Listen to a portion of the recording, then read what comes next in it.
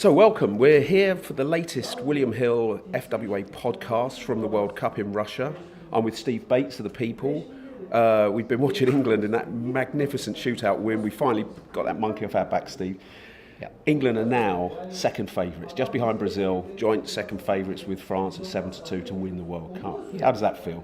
It feels great, but I think it's justifiable, to be honest with you. I mean, from what I've seen of England in this tournament, they're growing into the tournament. They seem to be maturing as a football team at a tournament, and that's always a great sign.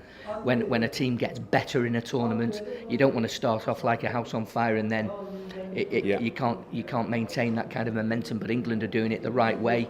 They're building gradually. They're building something special, I feel. And the win, of course, against Colombia makes them, in my eyes, justifiable second favourites behind Brazil. And of course, we were sitting here. We did the first one of the first podcasts. For we William did Hill. in Rapino. 3 weeks ago, I think. Yep. England hadn't played a game, and our expectations probably weren't that we're now second favourites and we could go all the way, were they? Absolutely not. You know, obviously. After what happened in Brazil in 2014, I think the first aim was to make sure we secured our passage out of the group. Yep. Obviously, we did that quite comfortably with those first two opening wins against Tunisia and Panama.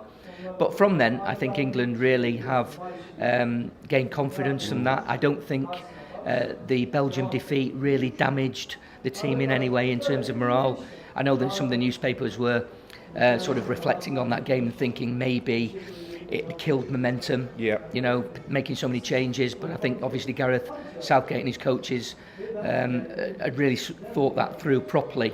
And I think we saw the evidence of that in Colombia, where they were very fresh. And my word, didn't they need to be fresh? Absolutely needed it. You know, they needed that. That make that 2 game hours went to 120 minutes plus penalties. Yeah. Mentally tiring, physically draining. A real pitch battle with a Colombian team who were not giving an inch of ground, who were displaying all the dirty tricks that we associate from South American teams, targeting England players.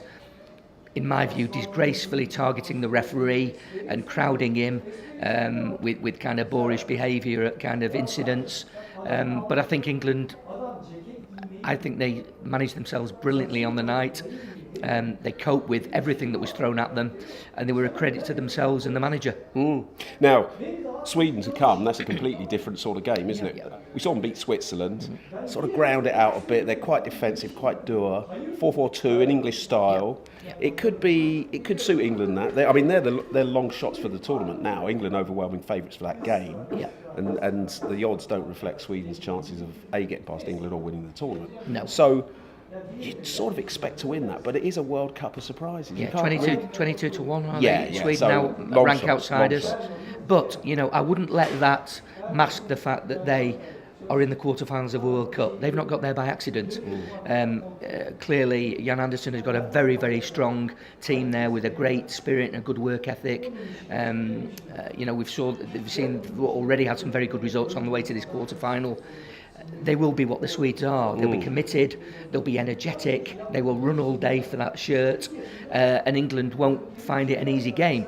I think it'll be a different game to the Colombian game, and I'm absolutely certain that Sweden won't resort to the kind of tactics that the dark arts that Colombia did, but nonetheless they will present a formidable opposition.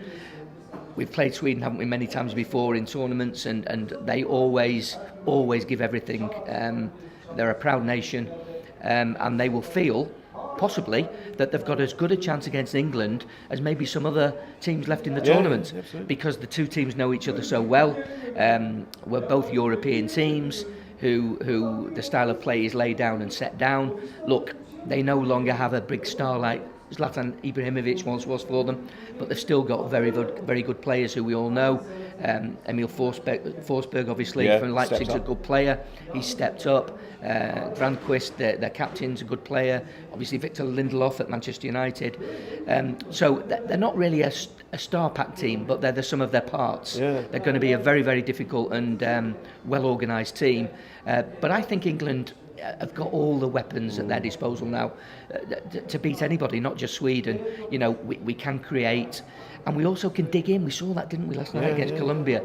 We saw how wonderfully resilient that team were, and although we're a young team, they were superbly kind of, the mentality was superb.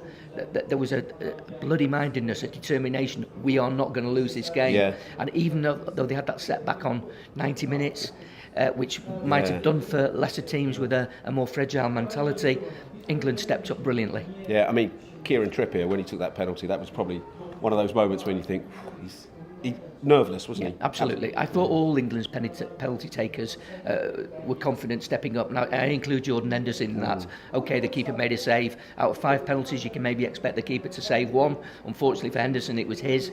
But the other guys didn't let that detract from the main aim, which was to focus on their own individual penalties. I thought Rashford's penalty was fantastic for a 20-year-old boy to step up into that cauldron of passion, emotion, and the atmosphere there with Colombian fans filling the stadium and willing that penalty to be saved or missed.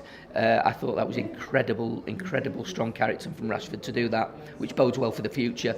As you mentioned, Trippier stepped forward as well with a confident penalty. And then, of course, Eric Dyer stepped up, and lifted that jinx, that burden, call it what you want, of only one win in 7 attempts before last night at penalty shootouts. But with that penalty dispatched brilliantly, I thought, very cool, very calm. He's kind of ended all the history, all the talk, ended the conversation about penalty shootouts and England's failure at them. And of course, the one we always bank on is Harry. Six goals now. He's only got 4 to catch Gary Lineker, whose all-time World Cup record is 10 for England. And again, reflected in the odds here, Harry overwhelming favourite now for the Golden Boot. He's got 6 already. He's got at least one more game to come. Yeah, good odds. Odds of 4-11 for Harry to win the Golden Boot. Yeah, I think he can do that. He's certainly a man in form. He's a man who wants that. Obviously, he doesn't want that at the expense of England. Yeah. Not going the distance in this tournament, but I don't see any reason why the two can't go hand in hand, because I think if they do, then I'm confident that England will probably get to the final. Who knows what will happen then? Obviously, we don't know who we would play at that point, but I certainly think the way the draw is opened up now with potential games, I think we can look that little bit further now and think, right, okay, we've nobody to fear in this. Okay, if you happen to play a Brazil or a France in the final, then obviously that's going to be a heck of a tough game. Yeah. But you just love to get there, wouldn't you? Get to the final. Just get there, and as we've seen in this World Cup, above many others, so many shock results. Germany going out, Spain going out, Argentina, Portugal. This could really be England's time, and people might say, well, maybe we're not quite ready. Let's just seize that moment. I think there's every chance that we can reach the final, and I'm sure the nation wants us to do that. But it's a big weekend of semi-final, quarter-final action. Yeah. Brazil, France, Croatia, Russia in there, all in the mix. England, Sweden, the big one. Sure. For our point of view. Yes. Put your neck on the line. What do you think? I'm certainly looking forward to watching the Brazil-Belgium game if I get a chance. I think that's on the same day as England. Could be. England-Sweden, so not sure we'll be in a position to watch all that properly, but that is, for me, that is the key game in all of those, because if Belgium managed to upset Brazil and in a one-off and with the quality that they've got in their team, I wouldn't write Belgium off at all. France were looking very strong, weren't they? But again, Uruguay, I've seen Uruguay a couple of times in this tournament. Difficult to beat. They are such a well-organised team. They've got warriors like Godin in the defence. They are a nation that don't lie down. Suarez up top, Cavani. So they're not going to be any pushovers for France, even though France obviously knocked out Argentina. But again, can Russia keep going? Yeah. Massive. It's always fantastic when the host nation does well, and they've been probably the surprise package. Yeah. Because I think many people didn't expect them to get from the group, and they have done. So yeah, so many good quarter-finals, and thankfully England are one of them. And as I say, like to put a score on that? England? I think England will win. In 90 minutes? In 90 minutes. I think we will win. I think it will be tough, but we will win. I'm going to go 2-0. 2-0, okay. I'll keep it tighter than that. 2-1 from me, but what do I know? Anyway, Steve, been great speaking to you here. Pleasure. Look forward to seeing you again in Samara. Hopefully. And keep coming back for the William Hill FWA podcast.